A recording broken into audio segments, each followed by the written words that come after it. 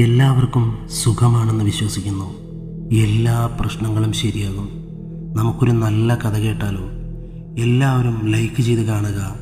കഥയുടെ തുടക്കത്തിൽ തന്നെ ഗോൾഡൻ ഗ്ലോബ് റോസ് അത്യാധുനിക സൗകര്യങ്ങളൊന്നുമില്ലാതെ ഒരു പായവഞ്ചിയിൽ ലോകം ചുറ്റി വരിക. 1968 ഗോൾഡൻ ഗ്ലോബ് റോസിൻ്റെ ആദ്യ എഡിഷൻ നടന്നത്. അതിൻ്റെ 50-ാം വാർഷികം ആഘോഷിക്കുകയാണ് 2018 ജൂലൈ 1. ഇപ്പോൾ അതേ ജൂലൈ 1 അതിൻ്റെ സംഘാടകർ 50 വർഷങ്ങൾക്കിപ്പുറം അതിൻ്റെ 2-ാം എഡിഷൻ നടത്താൻ തീരുമാനിച്ചു. സാങ്കേതിക വിദ്യകൾ ഒരുപാട് വളർച്ച നേടി ഈ കാലത്ത് സാഹസിക കടൽ യാത്ര ഇഷ്ടപ്പെടുന്നവർക്ക് ഇത്തരമൊരു മത്സരം തികച്ചും ആസ്വാദകരമായ കാര്യം തന്നെ. അതുകൊണ്ട് തന്നെയാണ് മത്സരത്തിൻ്റെ പ്രഖ്യാപനമുണ്ടായ ഉടനെ തന്നെ 22ഓളം മത്സര എൻട്രികളാണ് സംഘാടകർക്ക് ലഭിച്ചത്. കൂട്ടത്തിൽ നമ്മുടെ മലയാളത്തിൻ്റെ അഭിമാനം അഭിലാഷ് ടോമിയും. തുരിയ എന്ന നൗകയിലായിരുന്നു അദ്ദേഹത്തിൻ്റെ യാത്ര. അദ്ദേഹം നടത്തിയ യാത്രയാണ് ഈ കഥയ്ക്ക് അവലംബം. പ്രതികൂല കാലാവസ്ഥയിൽ നടുവിനേറ്റ പരിക്ക് കാരണം നിർഭാഗ്യവശാൽ അദ്ദേഹത്തിന് പാതി വഴിയിൽ മത്സരം ഉപേക്ഷിക്കേണ്ടി വന്നു. സാഹസിക കായിക വിനോദങ്ങളിൽ ആദ്യ സ്ഥാനങ്ങളിൽ ഒന്നിലാണ് കടലിലൂടെ ഒറ്റയ്ക്ക് ഒരിടത്ത് നിർത്താതെ പരസഹായമില്ലാതെ ലോകം ചുറ്റുന്ന പായ്വഞ്ചിയോട്ടം. ഇതിൽ നിന്നും ഒരു പടി കൂടി കിടന്ന പ്രയാണമാണ് അഭിലാഷ് ഉൾപ്പെടെ 18 നാവികർ പങ്കെടുത്ത ഗോൾഡൻ ഗ്ലോബ് പായ്വഞ്ചി പ്രയാണം. 50 വർഷം മുമ്പത്തെ സമുദ്ര പര്യവേക്ഷണ സമ്പ്രദായങ്ങൾ മാത്രമാണ് ഇതിൽ ഉപയോഗിക്കാൻ അനുവാദമുണ്ടായിരുന്നത്. വടക്കു നോക്കി യന്ത്രവും മാപ്പുകളും മാത്രമാണ് ദിശ കണ്ടുപിടിക്കാൻ നാവികർ ഉപയോഗിക്കുക. പേന പോലും ഒപ്പം കൊണ്ടുപോകാൻ അനുവാദമില്ല. ആധുനിക കാലത്തെ കണ്ടുപിടുത്തങ്ങളായ ഡിജിറ്റൽ ക്യാമറ, ഫോൺ തുടങ്ങിയവ ഉൾപ്പെടെ ഒന്നും കൈവശം വയ്ക്കാൻ ആവില്ലാത്തതിനാൽ പുറം ലോകവുമായി ഒരു ബന്ധവുമില്ലാതെ വേണം പ്രയാണം പൂർത്തിയാക്കാൻ. 1968 നടന്ന ഗോൾഡൻ ഗ്ലോബ് പ്രയാണത്തിൽ ജേതാവായ ബ്രിട്ടീഷുകാരൻ sir Robin Knox Johnston Abhilash ടോമിയുടെ മാർഗനിർദ്ദേശകനായിരുന്നു. 2013 നാവികസേനാ പ്രോജക്റ്റായ സാഗർ പരിക്രമ 2 പങ്കെടുത്ത് ആദ്യമായി ഒറ്റയ്ക്ക് ലോകം ചുറ്റിവന്ന ഇന്ത്യക്കാരൻ എന്ന റെക്കോർഡിനുടമയായ അഭിലാഷ് അക്കാലത്ത് മാർഗനിർദ്ദേശം തേടിയിരുന്നത് സർ റോബിനോടായിരുന്നു. ഗോൾഡൻ ഗ്ലോബ് റേസിൽ പങ്കെടുക്കാൻ അഭിലാഷിന് പ്രത്യേക ക്ഷണം ലഭിച്ചപ്പോൾ ഇതിനായി പ്രത്യേക വഞ്ചി തയ്യാറാക്കാൻ വേണ്ട വിദഗ്ധ നിർദ്ദേശം നൽകിയതും സർ റോബിനായിരുന്നു. നാവികസേനയിൽ അഭിലാഷിൻ്റെ മാർഗനിർദ്ദേശകനായ കമാൻഡർ ദിലീപിൻ്റെ നേതൃത്വത്തിൽ ഗോവയിലെ അക്വാറിസ് ഷിപ്പ്യാർഡിലായിരുന്നു വഞ്ചിയുടെ നിർമ്മാണം. ഫ്രാൻസിലെ സെബൾഡ് ഓലോൺ ഹാർബറിൽ നിന്നാണ് മത്സരം ആരംഭിക്കുന്നത്. നക്ഷത്രങ്ങളുടെ സ്ഥാനവും മറ്റും നോക്കി വേണം യാത്ര പൂർത്തിയാക്കാൻ. പായ്വഞ്ചിയുടെ നിർമ്മാണം പോലും 50 വർഷം മുമ്പുള്ള ടെക്നോളജി ഉപയോഗിച്ചായിരിക്കും. യാത്രയുടെ ഇടയിൽ എങ്ങും കപ്പൽ നിർത്താൻ പാടില്ല. അത്യാവശ്യ സാഹചര്യങ്ങളിൽ മാത്രം ഉപയോഗിക്കാൻ ഒരു സാറ്റലൈറ്റ് ഫോണും സെൽഫ് പൊസിഷൻ ഇൻഡിക്കേഷൻ ബീക്കണും കൊടുക്കും. ജീവന ഭീഷണിയുള്ള അടിയന്തര ഘട്ടത്തിൽ മാത്രമേ അത് ഉപയോഗിക്കാൻ പാടുള്ളൂ. ഏകദേശം 10 മാസങ്ങൾ വേണ്ടിവരും ഇത്തരത്തിൽ ഒരു യാത്ര പൂർത്തിയാക്കാൻ. ഇങ്ങനെയുള്ള നിബന്ധനകൾ പാലിച്ച് ആദ്യം മടങ്ങി വരുന്നവരാണ് വിജയിക്കുക. അങ്ങനെ ലഭിച്ച 22 എൻട്രികളിൽ നിന്നും യോഗ്യരായ 18 മത്സരാർത്ഥികളെ തിരഞ്ഞെടുത്തു. അതെ, ഇന്നാണ് ജൂലൈ 1. ആ മഹാമത്സരത്തിന് തുടക്കം കുറിക്കുമ്പോൾ മത്സരാർത്ഥികളിൽ മലയാളിയായ കമാൻഡർ രോഹിത്തും ഉണ്ടായിരുന്നു. കൂടെ Japan, Australia, America, Russia, Iraq, Italy തുടങ്ങിയ രാജ്യങ്ങളിൽ നിന്നുള്ള 17 മത്സരാർത്ഥികളും. മത്സരം ഫ്ലാഗ് ഓഫ് ചെയ്ത് 18 പായ്വഞ്ചികളിലായി നാവികർ യാത്രയാരംഭിച്ചു. ഗരുഡ എന്ന പായ്വഞ്ചിയിൽ കമാൻഡർ രോഹിത്തും. അല്പസമയത്തിനകം തന്നെ അവർ പതിയെ സമുദ്രത്തിൻ്റെ വിദൂരതയിൽ അലിഞ്ഞു ചേർന്നു. കടലിലെ ആദ്യ പകൽ സമുദ്രം വളരെ ശാന്തമായിരുന്നു. കൂടെയുള്ള 17 നാവികരും ഇപ്പോൾ കാഴ്ചയുടെ പരിധിക്കുള്ളിലുണ്ട്. അവർ പരസ്പരം അഭിവാദ്യങ്ങളും ആശംസകളും നേർന്നു. അധികം വൈകാതെ തന്നെ അവരകന്നു പോകും. അതിനു മുന്നോടിയായിട്ടാണ് ഈ അഭിവാദ്യങ്ങൾ. കാഴ്ചയിൽ വിശാലമായ കടലിൻ്റെ കാഴ്ചയുടെ അതിരുകൾ ആകാശത്തെ പുണരുന്നതായി തോന്നും. കടലിൻ്റെ ചെറിയ ഓളങ്ങൾ വഞ്ചിയുടെ വശങ്ങളിൽ ഇക്കിളിപ്പെടുത്തുന്നുണ്ട്. അങ്ങിങ്ങായി മത്സ്യബന്ധന ബോട്ടുകൾ കാണാം. അവർക്ക് അനുവദിച്ചിരിക്കുന്ന പരിധിയിലാണിപ്പോൾ രോഹിത്തുള്ളത്. ഇനിയും എത്ര ദൂരം താണ്ടാനുണ്ട്? 10 മാസം നീണ്ടു നിൽക്കുന്ന കടൽ യാത്ര അയാളിൽ കൂടുതൽ ആവേശം നിറച്ചു. മുൻപൊരു തവണ ഒരു പായ്വഞ്ചിയിൽ ലോകം ചുറ്റി വന്നയാളാണ് രോഹിത്ത്. പക്ഷേ അന്ന് പായ്വഞ്ചിയിൽ അത്യാധുനിക സംവിധാനങ്ങളുണ്ടായിരുന്നു. ഗരുഡയേക്കാൾ ഇരട്ടി വലിപ്പമുണ്ടായിരുന്നു. 17 ദിവസത്തെ കാലാവസ്ഥ മുന്നറിയിപ്പുകൾ ഉണ്ടായിരുന്നു. പുറം ലോകവുമായി ബന്ധപ്പെടാനുള്ള ആശയവിനിമയ സംവിധാനങ്ങളുണ്ടായിരുന്നു. പക്ഷേ ഇന്ന് 32 ഫീറ്റ് മാത്രം നീളമുള്ള ഈ ഗരുഡയിൽ താനും ഒരു റൂട്ട് മാപ്പും ഒരു കോമ്പസും മാത്രം. ഇങ്ങനെയൊരു മത്സരത്തിൽ ക്ഷണിക്കപ്പെട്ടതിൽ അയാൾ അഭിമാനം കൊണ്ടിരിക്കണം. ചിന്തകളിൽ നിന്നും ഉണർന്നു നോക്കിയപ്പോഴേക്കും മറ്റ് നാവികരും അവരുടെ പായ്വഞ്ചികളും ദൃഷ്ടിയിൽ നിന്നും ഏറെ ദൂരെയായിരുന്നു. മത്സ്യബന്ധന ബോട്ടുകളും കാണാനില്ല. ഏകാന്തമായ സമുദ്രത്തിൻ്റെ വിശാലതയിൽ താൻ മാത്രം. കൂടെ നാവികന്മാർ എപ്പോഴും കാമുകിയായി കാണുന്ന പായ്വഞ്ചി. അപ്പോഴേക്കും അയാൾക്ക് വിശന്നു തുടങ്ങിയിരുന്നു. 10 മാസത്തേക്കുള്ള വെള്ളവും ഭക്ഷണവും വഞ്ചിയിലുണ്ടാകും. അങ്ങനെ പറയുമ്പോൾ വിശാലമായ സദ്യയൊന്നും പ്രതീക്ഷിക്കേണ്ട കേട്ടോ.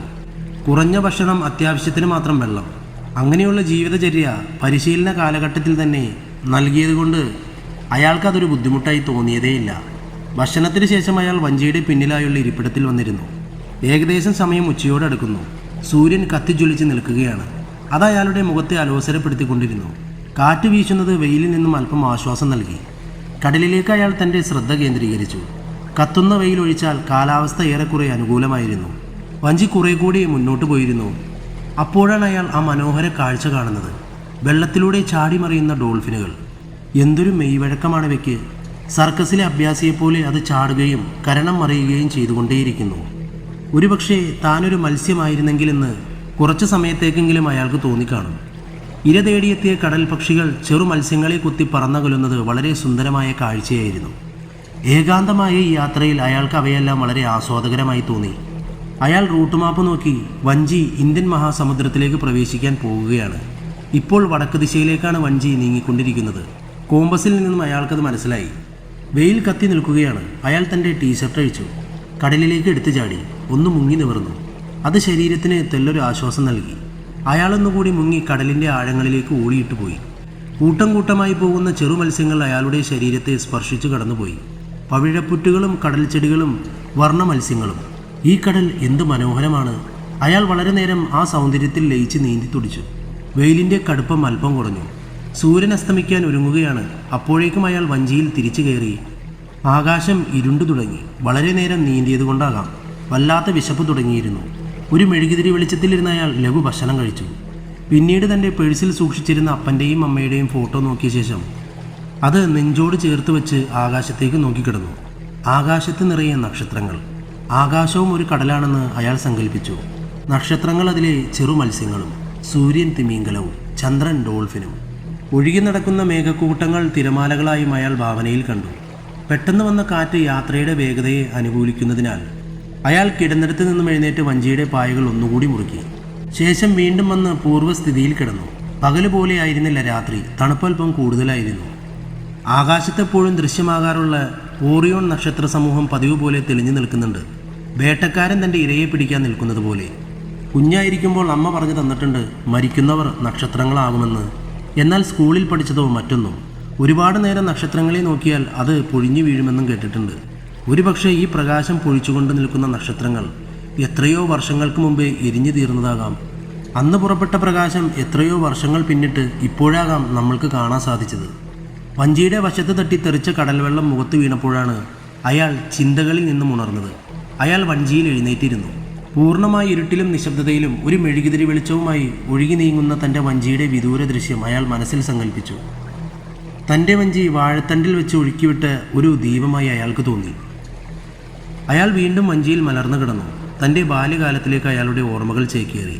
കടൽ കാണുന്നത് ഭയമായിരുന്ന കൊച്ചു പയ്യനിൽ നിന്നും ഒരു പായ്വഞ്ചിയിൽ ലോകം ചുറ്റിവന്ന ആദ്യ ഇന്ത്യക്കാരനാക്കിയ വിധിയെപ്പറ്റി അയാൾ ചിന്തിച്ചു. നാവികസേന ഉദ്യോഗസ്ഥനായിരുന്ന അപ്പനിൽ നിന്നാണ് ധൈര്യം ലഭിച്ചത്. ആദ്യം പേടിച്ച കടലിനെ പിന്നീട് പ്രണയിച്ചു. പഠിച്ച് കപ്പൽ ജോലി നേടി അന്നു തൊട്ട് ഇന്ന് വരെയുള്ളതെല്ലാം അയാളുടെ മനസ്സിലൂടെ മിന്നിമറഞ്ഞു. ആ ഓർമ്മകളിൽ മേഞ്ഞു നടന്ന മനസ്സിന് താരാട്ടെന്ന പോലെ ഒരു ഇളങ്കാറ്റ് വീശി. അയാൾ പതിയെ ഉറക്കത്തിലേക്ക് വഴുതി വീണു. രാത്രി സമ്മാനിച്ച തണുപ്പിൻ്റെ സുഖത്തിൽ നിന്നും ഇളം വെയിലിൻ്റെ ചൂടേറ്റാണ് രോഹിത് ഉണർന്നത്. രാത്രിയിൽ വഞ്ചി എത്ര ദൂരം സഞ്ചരിച്ചു എന്നറിയില്ല. മാപ്പ് നോക്കി ഏകദേശം സ്ഥലം അയാൾ ഊഹിച്ചെടുത്തു. പതിയെ വഞ്ചിയുടെ മുൻവശത്ത് വന്ന് മൂരി നിവർന്ന ശേഷം സമുദ്രത്തിൻ്റെ അനന്തതയിലേക്ക് കുറച്ചു നേരം കണ്ണും നട്ട് നിന്നു. പെട്ടെന്ന് വഞ്ചിക്കൊരു ഇളക്കം പോലെ തോന്നി. എന്താണെന്നറിയാൻ വശത്തേക്ക് വന്ന് നോക്കിയ അയാളുടെ നെഞ്ചിലൂടെ ചെറിയൊരു വെള്ളടി പാഞ്ഞു. കുറച്ചു നേരത്തേക്ക് അയാൾ ശ്വാസം അടക്കി പിടിച്ച് നിന്നുപോയി. തൻ്റെ പായ്വഞ്ചിക്കടിയിലൂടെ ഒരു ഭീമൻ തിമിംഗലം നീന്തി പോവുകയാണ്. ഏകദേശം ഒരു 5 കപ്പലുകളുടെ വലിപ്പമുണ്ടായിരുന്നു അതിന്. അതുണ്ടാക്കിയ ഓളങ്ങളുടെ തള്ളലാണ് വഞ്ചി കുലുങ്ങാൻ കാരണം. അയാൾ അല്പനേരം നിശ്ചലനായി നിന്നു. അത് പതിയെ ആ പായ്വഞ്ചിയെ കടന്നുപോയി. അയാളുടെ മനസ്സിൽ ഭയത്തിൻ്റെ അലകൾ അപ്പോഴും കെട്ടടങ്ങിയിട്ടില്ലായിരുന്നു. മുൻപ് പലതവണ സമുദ്രയാത്ര നടത്തിയിട്ടുണ്ടെങ്കിലും ഇത്ര ഭീമാകാരനായ ഒരു തിമിംഗലത്തെ ഇത്രയടുത്ത് കാണുന്നത് ആദ്യമായാണ്. അത് കടന്നുപോയ ശേഷം അയാൾ മെല്ലെ വഞ്ചിയിൽ വന്നിരുന്നു. വല്ലാതെ ദാഹിക്കുന്നുണ്ടായിരുന്നു. അയാൾ കുറച്ച് വെള്ളം കുടിച്ചു. അതയാൾക്ക് വല്ലാത്തൊരു ആശ്വാസം നൽകി. തിമിംഗലത്തിൻ്റെ ആക്രമണത്തെ പറ്റിയൊക്കെ ഒരുപാട് കഥകളിൽ വായിച്ചിട്ടുണ്ട്. വളരെ ഭീമാകാരമായിട്ടാണ് കഥകളിൽ അവയെ ചിത്രീകരിച്ചിട്ടുള്ളത്. ഈ വലിപ്പമുള്ള തിമിംഗലങ്ങളെ പോലും വേട്ടയാടുന്ന മനുഷ്യരെ പറ്റി ഓർത്തപ്പോൾ അയാൾ അറിയാതെ ഒന്ന് ചിരിച്ചുപോയി. സമയം അങ്ങനെ കടന്നുപോയി. സൂര്യൻ പതിവ് പോലെ തന്നെ വെയിലിൻ്റെ കാഠിന്യത്താൽ അയാളുടെ മുഖത്ത് പ്രഹരമേൽപ്പിച്ചുകൊണ്ടേയിരുന്നു. അയാൾ വഞ്ചിയുടെ പായയുടെ തണലിലിരുന്ന് ഭക്ഷണം കഴിച്ചു. ശേഷം കടലിൽ ഒന്ന് മുങ്ങി നിവർന്നു. വീണ്ടും വഞ്ചിയിൽ കയറി പായ ഒന്ന് അയച്ചു കെട്ടി. ഇപ്പോൾ കാറ്റിന് ശക്തി കുറവായിരുന്നു. ആകാശത്ത് കാലിഡ്രാസ് പക്ഷികൾ ചെറു സംഘങ്ങളായി പറന്നു പോകുന്നു. ഇംഗ്ലീഷ് അക്ഷരമാലയിലെ വി ആകൃതിയിലാണ് അവയുടെ സഞ്ചാരം. ഇത് ആ പക്ഷികളുടെ പ്രജനന കാലമാണ്. വെള്ളത്തിലൂടെ നടക്കുന്ന ചെറിയ പക്ഷിയായ ഇവ ഏറ്റവും കൂടുതൽ ദൂരം ദേശാടനം നടത്തുന്ന പക്ഷിയുമാണ്. ആർട്ടിക്കിൽ എല്ലായിടത്തും പ്രജനനം നടത്തുന്ന ഇവ തണുപ്പുകാലത്ത് തെക്കോട്ട് യാത്ര ചെയ്ത് തെക്കേ അമേരിക്ക, ആഫ്രിക്ക, ഓസ്ട്രേലിയ, ഇന്ത്യ എന്നീ സ്ഥലങ്ങളിലേക്ക് എത്തുന്നു. തണുപ്പുകാലത്ത് വലിയ കൂട്ടങ്ങളായി ചേരുന്ന കാലിഡ്രാസുകൾ 3000 മുതൽ 10000 കിലോമീറ്റർ വരെ ദേശാടനം നടത്തുന്നു. വളരെ കൂടുതൽ ദൂരം യാത്ര ചെയ്യുന്ന ഇവ എത്താൻ വൈകുകയും പെട്ടെന്ന് തിരിച്ചു പോകുകയും ചെയ്യും. മുട്ട വിരിയുന്ന കുഞ്ഞുങ്ങൾ 2 ആഴ്ചയ്ക്കുള്ളിൽ യാതൊരു ഭൂപടവും കോമ്പസുമില്ലാതെ അതിൻ്റെ തള്ളയുടെ അടുത്തേക്ക് തിരികെ പറന്നെത്തുന്നു. ഈ പ്രക്രിയ രോഹിത്തിന് വല്ലാത്ത അത്ഭുതമായിരുന്നു. ആ യാത്രയിൽ അയാൾക്ക് ഏറെ വിഷമകരമായി തോന്നിയത് സംസാരിക്കാൻ ആരുമില്ല എന്നതായിരുന്നു. ഒന്ന് സംസാരിക്കാൻ ആരുമില്ലാത്തതിനേക്കാൾ വലിയ ദാരിദ്ര്യം എന്താണുള്ളത് അയാൾ മനസ്സിലോർത്തു. അയാൾ തന്നെ അതിന് പരിഹാരം കണ്ടു. അയാൾ തൻ്റെ പായ്വഞ്ചിയോട് സംസാരിച്ചു. കാറ്റിളക്കുന്ന പായകളുടെ ശബ്ദം തനിക്കുള്ള മറുപടിയായി അയാൾക്ക് തോന്നി. അയാൾ മാപ്പ് നോക്കി. സമുദ്രത്തിൻ്റെ ഏറ്റവും ദുരൂഹമായ ഭാഗത്താണ് ഇപ്പോഴുള്ളത്. ഒരു കപ്പലും തിരഞ്ഞെടുക്കാത്ത വഴിയിലാണ് താനിപ്പോൾ. പെട്ടെന്ന് വഞ്ചിക്ക് വേഗത കൂടുന്നതായി അയാൾക്ക് തോന്നി. പോയി നോക്കിയപ്പോൾ അയാൾ വല്ലാതെ ഭയപ്പെട്ടു പോയി. തൻ്റെ വഞ്ചി ഒരു കടൽ ചുഴിയിലേക്ക് വലിച്ചെടുക്കപ്പെടുകയാണ്. ഭയപ്പെട്ടിരുന്നിട്ട് കാര്യമില്ല, പ്രവർത്തിക്കാനുള്ള സമയമാണിത്. അയാൾ വേഗം ചാടി എഴുന്നേറ്റ് സർവ്വശക്തിയുമെടുത്ത് വഞ്ചിയുടെ പായകൾ കാറ്റിനെതിരെ തിരിച്ചു പിടിച്ചു. മെല്ലെയാണെങ്കിലും അത് ചുഴിയിൽ നിന്നും അകലാൻ തുടങ്ങി. കുറേ നേരത്തെ പരിശ്രമത്തിന് ശേഷം വഞ്ചി ചുഴിയിൽ നിന്നും വളരെ ദൂരത്തിലായിരുന്നു. അയാൾ വഞ്ചിയിൽ തളർന്നിരുന്നു. അപ്പോൾ സൂര്യൻ അസ്തമിക്കാൻ തുടങ്ങുകയാണ്. മെല്ലെ കടലിൻ്റെ നീലിമ ഇരുണ്ട രാത്രിക്ക് വഴിമാറി. അയാൾ ഭക്ഷണം കഴിച്ച ശേഷം മെഴുകുതിരി വെളിച്ചത്തിൽ പുസ്തകങ്ങൾ വായിക്കാൻ തുടങ്ങി. രോഹിത് നല്ല വായനാശീലമുള്ള ആളായിരുന്നു. പ്രേതക്കഥകളും മറ്റുമായിരുന്നു അയാൾ കൂടുതലും വായിച്ചിരുന്നത്. അവ ഉണ്ടോ ഇല്ലയോ എന്നറിയില്ലെങ്കിലും അവ ഉണ്ടെന്ന് വിശ്വസിക്കാനാണ് അയാൾ ഇഷ്ടപ്പെട്ടത്. അങ്ങനെ എല്ലാം മറന്നൊരു വായനയിൽ മുഴുകിയിരിക്കുകയായിരുന്നു അയാൾ. പെട്ടെന്നായിരുന്നു സ്ഥിതിഗതികൾ മാറിമറിഞ്ഞത്. ശക്തമായ കാറ്റ് വീശാൻ തുടങ്ങി. അതുവരെ കണ്ട കടലായിരുന്നില്ല അത്. ഭ്രാന്ത് പിടിച്ച് ഉഗ്രശബ്ദത്തിൽ വഞ്ചിയെ തല്ലുന്നത് പോലെയാണ് അയാൾക്ക് തോന്നിയത്. വഞ്ചിയുടെ നിയന്ത്രണം നഷ്ടപ്പെടാതിരിക്കാനുള്ള ശ്രമത്തിലായിരുന്നു അയാളപ്പോൾ. മണിക്കൂറിൽ 150 കിലോമീറ്റർ വേഗതയിലാണപ്പോൾ കാറ്റ് വീശുന്നത്. തിരകൾ 14 മീറ്റർ വരെ ഉയരത്തിൽ പൊങ്ങിത്താഴാൻ തുടങ്ങിയിരുന്നു. ഓർക്കാപ്പുറത്തായിരുന്നു ആ തിര വന്നത്. ഒരു വലിയ ശബ്ദത്തോടെ വഞ്ചിയുടെ ഒരു വശം ആകാശത്തേക്ക് ഉയർന്നു. ഏതാണ്ട് 110 ഡിഗ്രി. തെറിച്ച് കടലിൽ വീഴാതിരിക്കാൻ അയാൾ പിന്നിലെ പായ്മരത്തിൽ മുറുക്കി പിടിച്ചു. അടുത്ത നിമിഷം തന്നെ അയാളിരിക്കുന്ന ഭാഗം കടലിലേക്ക് താഴ്ത്തിക്കൊണ്ട് അടുത്ത രാക്ഷസ തിരമാല വീശിയടിച്ചു. കുടിച്ച ഉപ്പുവെള്ളം തുപ്പിക്കളയാൻ സമയം കിട്ടുന്നതിന് മുമ്പ് തന്നെ അടുത്ത തിര വന്നിരുന്നു. കടലിൻ്റെ നടുവിൽ കുത്തി നിർത്തിയ പോലെയാണിപ്പോൾ വഞ്ചി. അതിനു മുകളിൽ കുടുങ്ങിയ അയാൾ കലിമൂത്ത കടലിലേക്ക് വീഴാതിരിക്കാൻ പായ്മരത്തിൽ മുറുക്കി പിടിച്ചു. തൊട്ടു പിന്നാലെ വഞ്ചി നേരെയായി. അയാൾ ആ പായ്മരത്തിൽ തൂങ്ങിക്കിടന്നു. തിരികെ വഞ്ചിത്തട്ടിലേക്ക് താൻ താഴേക്ക് ഊർന്നിറങ്ങിയപ്പോഴാണ് അടുത്ത തിര വന്നത്. അപ്പോഴേക്കും പായ്മരത്തിൽ നിന്നും അയാളുടെ 2 കൈയും വിട്ടുപോയിരുന്നു. കടലിൽ വീണുപോകുമെന്ന് ഉറപ്പിച്ച നിമിഷം പായ്മരത്തിൽ ശേഷിച്ചൊരു കയറിൽ അമ്മ പണ്ട് കയ്യിൽ കെട്ടിത്തന്ന ചരട് കുടുങ്ങി നിന്നു. കൈ മുറിഞ്ഞു പോകുന്ന വേദന. മറ്റേ കൈ ഉയർത്തി കുടുക്ക് അഴിക്കാൻ അയാൾക്കായില്ല. ഏതാനും സെക്കൻഡുകൾ അയാൾ അങ്ങനെ തൂങ്ങിക്കിടന്നു. ഇനി കൈ ഒടിഞ്ഞാൽ മാത്രമേ ഈ കുടുക്കിൽ നിന്നും രക്ഷപ്പെടാനാവൂ എന്ന് കരുതിയിരിക്കുമ്പോഴാണ് ആ ചരട് പൊട്ടിയത്. അയാൾ വഞ്ചിത്തട്ടിലേക്ക് ശക്തിയായി വന്ന് പതിച്ചു. വീണ്ടും ആഞ്ഞടിച്ച തിരയിൽ അയാൾ പിന്നിലേക്ക് മറിഞ്ഞു. പെട്ടെന്ന് ആരോ പിടിച്ചു നിർത്തിയ പോലെ കടൽ ശാന്തമായി. അയാൾ എഴുന്നേറ്റ് നിന്ന് ചുറ്റും നോക്കി. അടുത്ത നിമിഷം വഞ്ചിയിലെ ലോഹഭാഗങ്ങളെല്ലാം ഊരിത്തെറിച്ചു. ഒരു ചീട്ടുകൊട്ടാരം പോലെ വഞ്ചി തകർന്നു. കുറേ പല കഷ്ണങ്ങളായി തൻ്റെ വഞ്ചി മാറിയത് അയാൾ വേദനയോടെ നോക്കിക്കണ്ടു. കാമുകി നഷ്ടപ്പെട്ട കാമുകനെ പോലെ അയാൾ അലറിക്കരഞ്ഞെങ്കിലും അവയെല്ലാം വെറും വനരോദനങ്ങളായി കടലിൻ്റെ ശബ്ദത്തിനോടൊപ്പം അലിഞ്ഞു ചേർന്നു. പെട്ടെന്ന് മനോനില വീണ്ടെടുത്ത അയാൾ തൻ്റെ ജീവൻ രക്ഷിക്കാൻ കഴിയുന്ന സാറ്റലൈറ്റ് ഫോണും പൊസിഷൻ ഇൻഡിക്കേറ്ററും തിരഞ്ഞു. പക്ഷേ വഞ്ചി തകർന്ന കൂട്ടത്തിൽ അതും എങ്ങോ ചിതറി തെറിച്ചു പോയിരുന്നു. അല്പം പ്രതീക്ഷയോടെ അയാൾ ഒന്ന് മുങ്ങി നോക്കിയപ്പോൾ സേഫ് പൊസിഷൻ ഇൻഡിക്കേഷൻ ബീക്കൺ താഴ്ന്നു പോകുന്നത് അയാൾ കണ്ടു. രോഹിത് അത് മെല്ലെ കയ്യെത്തിപ്പിടിച്ചു. ഒന്ന് തെന്നി മാറിയെങ്കിലും പിന്നീടത് അയാളുടെ കൈപ്പിടിയിലൊതുങ്ങി. വർദ്ധിച്ച പ്രതീക്ഷയോടെ അയാൾ അതിൻ്റെ സ്വിച്ചിൽ വിരലമർത്തി. നിർഭാഗ്യമെന്ന് പറയട്ടെ, അയാളുടെ സർവ്വ പ്രതീക്ഷകളും തകർന്നുപോയി. അത് പ്രവർത്തനരഹിതമായിരുന്നു. അയാളുടെ കണ്ണുകൾ നിറഞ്ഞു. പക്ഷെ മനസ്സ് തളരാൻ തയ്യാറായില്ല. ഏത് പ്രതിസന്ധികളെയും അതിജീവിക്കണം. താനൊരു നാവികസേന ഉദ്യോഗസ്ഥനാണ്, അയാൾ മനസ്സിൽ ഉരുവിട്ടു. ശേഷം സർവ്വശക്തിയും സംഭരിച്ച് നീന്താൻ ആരംഭിച്ചു. കടലിൻ്റെ ഭീകരമായ അനന്തതയിൽ മനുഷ്യനെത്ര നിസ്സഹായനാണ് അയാൾ മനസ്സിലോർത്തു. തൻ്റെ വഞ്ചിയുടെ ലോഹഭാഗങ്ങൾ ഒരു കാന്തത്താൽ ആകർഷിക്കപ്പെട്ടതുപോലെ എങ്ങനെ ഉയർന്നു തെറിച്ചുപോയെന്ന് അയാൾ എത്ര ആലോചിച്ചിട്ടും പിടികിട്ടിയില്ല. എത്ര ദൂരം നീന്തിയെന്നറിയില്ല. അയാളുടെ കൈകാലുകൾ തളർന്നു തുടങ്ങിയിരുന്നു. അച്ഛൻ്റെയും അമ്മയുടെയും മുഖം മനസ്സിൽ തെളിഞ്ഞു. പെട്ടെന്ന് അപകടത്തിൽപ്പെട്ട കാമുകനെ രക്ഷിക്കാൻ ഓടിയെടുത്ത കാമുകയെപ്പോലെ വഞ്ചിയിൽ നിന്നും വേർപെട്ട ഒരു പലകക്കഷ്ണം അയാളുടെ അരികിലേക്ക് ഒഴുകിയെത്തി. അയാൾ കൈ നീട്ടി അത് പിടിച്ചെടുത്ത് അത് തൻ്റെ നെഞ്ചോട് ചേർത്ത് വെച്ചു. അയാൾ പിന്നെയും നീന്തി, ബോധത്തിൻ്റെ അവസാന കണികയും മറയുന്നതുവരെ. മുഖത്തുകൂടി എന്തോ ഇഴയുന്നത് തോന്നിയപ്പോഴാണ് രോഹിത് കണ്ണു തുറക്കുന്നത്. അയാൾ ആ ഭാഗത്തേക്ക് തൻ്റെ കണ്ണുകൾ ഓടിച്ചു. ഒരു ഞണ്ട് കവിളിനും ചെവിക്കുമിടയിലായി ഇരിക്കുകയാണ്. അയാൾ വളരെ പതിയെ കൈ ഉയർത്തി അതിനെ തട്ടി ദൂരേക്കെറിഞ്ഞു. പതിയെ എഴുന്നേറ്റിരുന്നു. അപരിചിതമായ ഏതോ തീരത്താണ് താനെന്നയാൾ തിരിച്ചറിഞ്ഞു. ഇന്നലെ രാത്രി സംഭവിച്ചതെല്ലാം ഒരു സ്ക്രീനിൽ എന്ന പോലെ മനസ്സിലേക്ക് ഓടി വന്നു. അയാൾ എഴുന്നേൽക്കാൻ ശ്രമിച്ചു. നടുവിന് നല്ല വേദനയുണ്ട്. മുന്നിലേക്ക് നോക്കി അയാൾ കണ്ടത് വിചിത്രമായൊരു മരമായിരുന്നു. തെങ്ങിനെ അനുസ്മരിപ്പിക്കുന്ന തടിയും ചെമ്പകത്തിൻ്റേതുപോലെ കുറിയ ഇലകളോട് കൂടിയ ഒരു വൃക്ഷം. അയാൾ പതിയെ എഴുന്നേറ്റ് മുൻപോട്ട് നടന്നു. ശരീരമാസകലം വേദനയുണ്ടായിരുന്നു അയാൾക്ക്. മുന്നിൽ വിശാലമായൊരു വനത്തിൻ്റെ ഭാഗമാണെന്നും താനിപ്പോൾ ഒരു അജ്ഞാത ദ്വീപിലാണെന്നും അയാൾ മനസ്സിലാക്കി.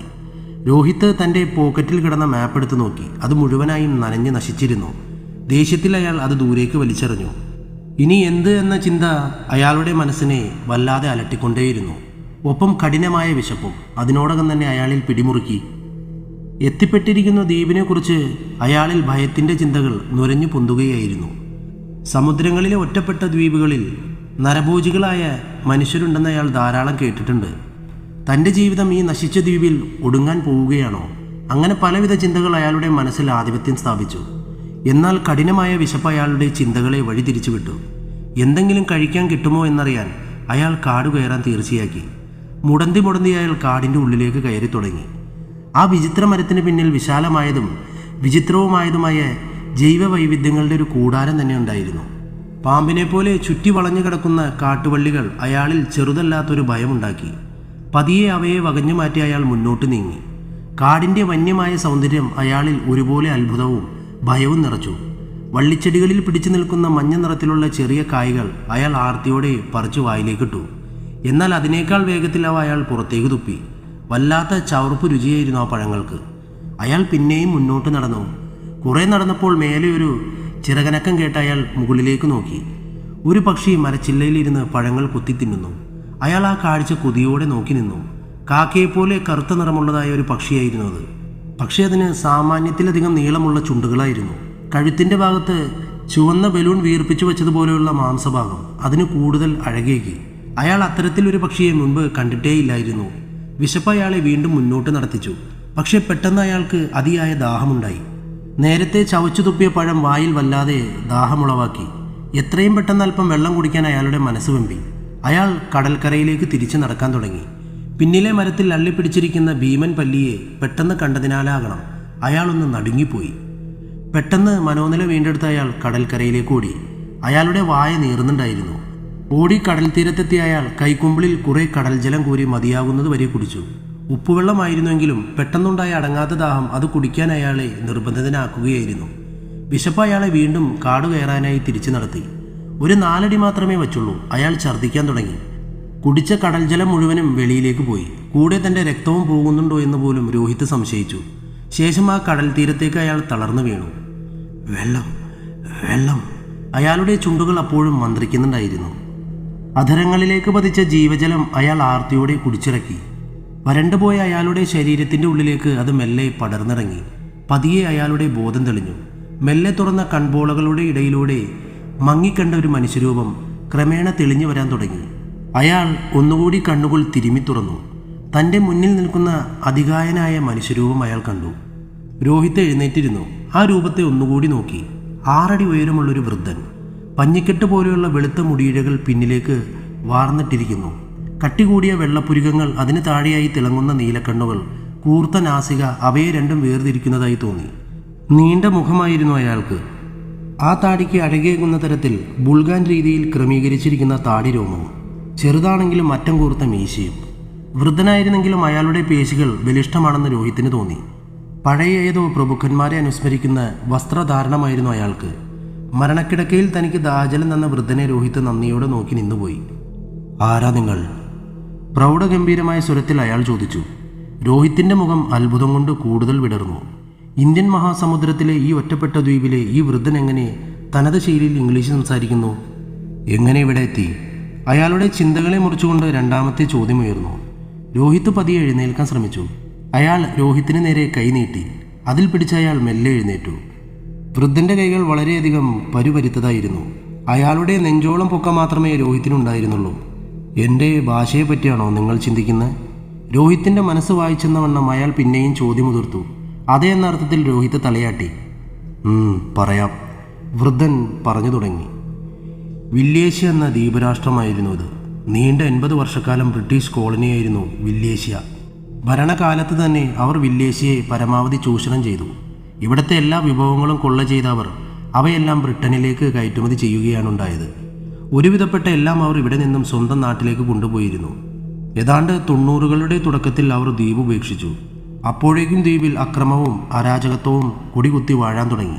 ശരിയായൊരു ഭരണഘടനയോ ഭരണസമ്പ്രദായമോ വില്ലേഷ്യക്കുണ്ടായിരുന്നില്ല.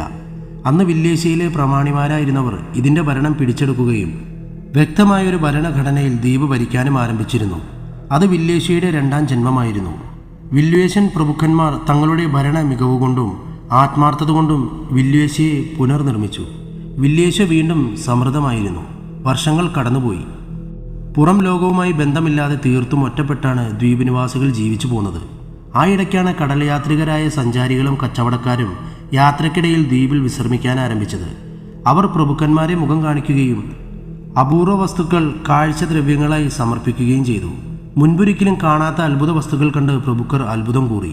ദ്വീപിന് വെളിയിൽ സംഭവിക്കുന്നത് ശാസ്ത്ര സാങ്കേതിക ഭരണ പുരോഗതികളെപ്പറ്റി അവർ പ്രഭുക്കന്മാർക്ക് വിശദീകരിച്ച് നൽകി. തൻ്റെ വിശദീകരണത്തിൻ്റെ ഇടയിൽ ക്ഷീണത്താൽ മയങ്ങിത്തുടങ്ങിയ രോഹിത്തിൻ്റെ കണ്ണുകൾ വൃദ്ധൻ ശ്രദ്ധിച്ചു. അപ്പോഴേക്കും നേരം വൈകി തുടങ്ങിയിരുന്നു. വിശന്നു വലഞ്ഞ് നിങ്ങളോട് ചരിത്രം വിളമ്പാന്നെന്ന് എന്നെ പറഞ്ഞാൽ മതി. ഞാനത് ചിന്തിച്ചില്ല, വൃദ്ധൻ പറഞ്ഞു. വരൂ, നമുക്കെന്തെങ്കിലും കഴിച്ചിട്ട് സംസാരിക്കാം. വൃദ്ധൻ അയാളെ ക്ഷണിച്ചു. യാന്ത്രികമായ കാലടികളോടെ രോഹിത്ത് വൃദ്ധനെ പിന്തുടർന്നു.